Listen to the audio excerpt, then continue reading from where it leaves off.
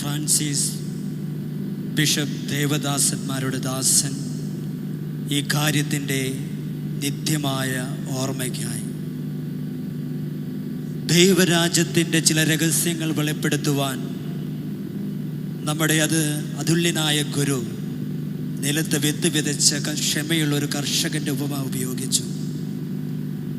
ദൈവരാജ്യം ഒരുവൻ ഭൂമിയിൽ വിത്ത് വിതയ്ക്കുന്ന സദൃശം അവൻ രാവും പകലും ഉറങ്ങിയും ഉണർന്നും കഴിയുന്നു. അവനറിയാതെ തന്നെ വിത്തുകൾ പൊട്ടിമുളച്ച് വളരുന്നു. ആദ്യം ഇല, പിന്നെ കതിർ, തുടർന്ന് കതിരിൽ ധാന്യമണികൾ. ഇങ്ങനെ ഭൂമി ഫലം പുറപ്പെടുവിക്കുന്നു.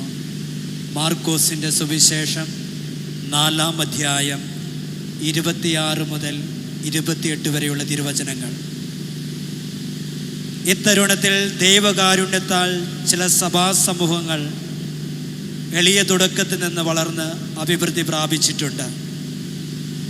ഇന്ത്യയിലെ കത്തോലിക്ക സഭയുടെ വളർച്ച കണക്കിലെടുത്ത് സുവിശേഷവൽക്കരണത്തിനായുള്ള തിരുസംഘത്തിൻ്റെ ഉപദേശമനുസരിച്ചും ഇന്ത്യയിലെ കത്തോലിക്ക ബിഷപ്പ് കോൺഫറൻസിൻ്റെയും കാപ്പരി രൂപതയുടെ തെറ്റുലർ ആർച്ച് ബിഷപ്പും ഇന്ത്യയിലെ അപ്പസ്തോലിക് നൻഷ്യവുമായ ബഹുമാനപ്പെട്ട ലിയോപോൾഡോ ജിറെല്ലിയുടെയും അനുകൂലമായ അഭിപ്രായങ്ങൾ കേട്ടും അപ്പസ്തോലിക അധികാരത്തിൻ്റെ പൂർണ്ണതയോടെ ഈ വിഷയം പക്വതയോടെ പരിഗണിച്ചും ഇനി പറയുന്നവ തീരുമാനിക്കുകയും സ്ഥാപിക്കുകയും ചെയ്യുന്നു.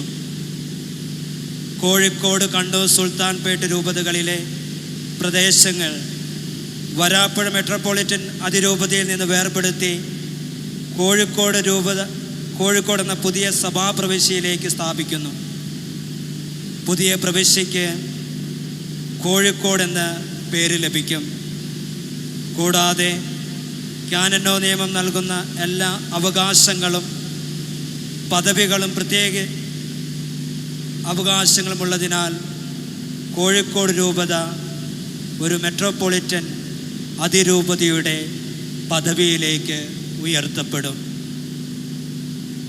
ഈ പുതിയ മെട്രോപൊളിറ്റൻ അതിരൂപതയുടെ സഫ്രഗൻ രൂപതകളായി കണ്ണൂർ, സുൽത്താൻപേട്ട് രൂപതകളെ നിയോഗിക്കുന്നു.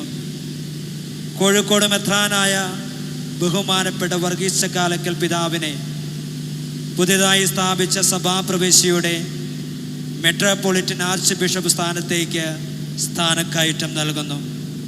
നിയമപ്രകാരം ഈ പദവിയുമായി ബന്ധപ്പെട്ട എല്ലാ അവകാശങ്ങളും കടമകളും ബാധ്യതകളും അദ്ദേഹത്തിന് നൽകുന്നു.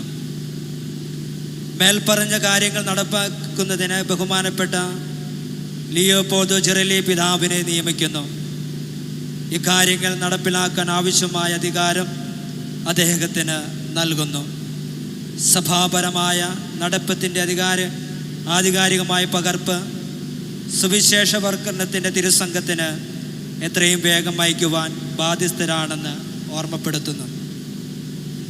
പരിശുദ്ധ കന്യകാമറിയത്തിൻ്റെ പ്രത്യേക സംരക്ഷണത്തിൽ പുതിയ സഭാപ്രവേശികളിലെ എല്ലാ വിശ്വാസികളും ക്രിസ്തുവിൻ്റെ സഭയ്ക്കും സുവിശേഷത്തിനും നവമായ ഊർജ്ജസ്വലതയും സമർപ്പണവും പ്രകടിപ്പിക്കണമെന്നും ഇന്നത്തെ സാഹചര്യങ്ങളിൽ അവരുടെ വിശ്വാസത്തിൻ്റെ തീഷ്ണതയോടെ പ്രകാശിക്കുകയും ചെയ്യണമെന്നും ആത്മാർത്ഥമായി പ്രത്യാശിക്കുന്നു. ഞാൻ പാപ്പയായതിൻ്റെ 13-ാം വർഷം 2025 വിശുദ്ധ വർഷത്തിൽ ഏപ്രിൽ 12-ാം തീയതി റോമിലെ ലാറ്റനിൽ വെച്ച് നൽകപ്പെട്ടു. Cardinal Pedro Parolin, Vatican secretary of the state. Cardinal Leos Antony Tagle, pro-prophet for the evangelization of the people.